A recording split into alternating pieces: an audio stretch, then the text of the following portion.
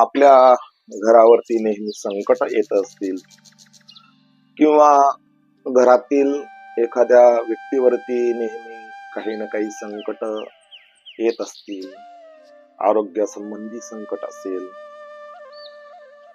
पैसे संबंधी असेल काही संकट,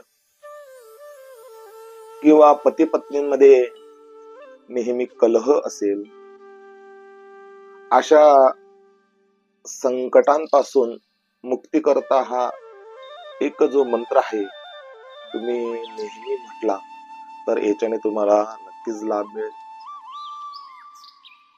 ओम नमः शांती प्रशांती ह्रीम ह्रीम सर्व क्रोध प्रशमनी स्वाहा. हा जो मंत्र आहे पहिल्यांदा त्याचा 1008 वेळा जप करावा आणि दररोज 21 वेळा याचा जप करावा.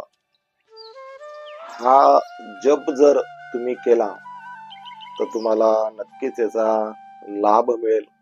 जे काही संकट येतात त्या संकटांपासून तुम्ही नक्कीच मुक्त व्हाल. श्रीराम श्री राधे.